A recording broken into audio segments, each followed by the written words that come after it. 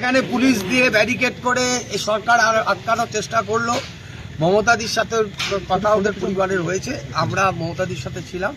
মমতাদি যেতে চেয়েছেন, যে কোনো নির্যাতন হলেই কিন্তু আমাদের প্রতিবাদ থাকবে। মমতা ব্যানার্জি এবং অভিষেক ব্যানার্জির প্রতিবাদ আছে। রাতে কি যাওয়ার সম্ভাবনা? সেটা তো মমতাদির সিদ্ধান্তটা মমতাদি নেবেন, এইটুকু বলতে পারি। মমতাদি যেতে চেয়েছিলেন এখনই, মমতাদিকে পুলিশ দিয়ে ব্যারিকেড করে আটকানো হয়েছে, গৃহবন্দী করে আটকে রাখার চেষ্টা হয়েছে।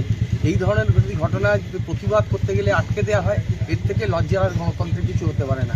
এটা বিজেপি গভর্নমেন্টের কাছে অত্যন্ত সেমফুল ইনসিডেন্ট যে ঘটনা এটা ঘটিয়েছে। এখানে 10 বার দুর্গাপুরে রেপ হয়েছে, উত্তরবঙ্গে রেপ হয়েছে, বেহালাতে শ্বশুরাতে রেপ হয়েছে। ওদের এই 2 বছরে কতগুলো ইনসিডেন্ট ঘটে গেল, সমস্ত 2 মাসেই এতগুলো ইনসিডেন্ট ঘটে গেল। 2 মাসেই এত ইনসিডেন্ট ঘটলো, তারপরেও যদি ওদের লজ্জা না হয়, ওরা যদি লজ্জা না স্বীকার করে, এর থেকে না কিছু। পরিবারের সঙ্গে কি কথা বললেন দিদিমণি, কি বললেন? জানিয়েছেন তাদের পাশে আছেন এবং কথা কি হয়েছে ফোনে?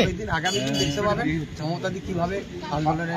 আরেকটা দাদা, দিদিমণি যে যেতে চেয়েছিলেন সেটা কি পুলিশকে জানিয়েছেন যে আমি যেতে চাই, যাওয়ার ব্যবস্থা করো? একজন গণতান্ত্রিক দেশে একজন নাগরিক একটা জায়গা থেকে আরেকটা জায়গায় যাবে, তাতে তাকে ব্যারিকেড করে আটকানো হবে কেন? এই আটকানোটা খুব অন্যায় হয়েছে এবং এটা স্বৈরতান্ত্রিক যে মনোভাব সেটাই প্রকাশ পেয়েছে।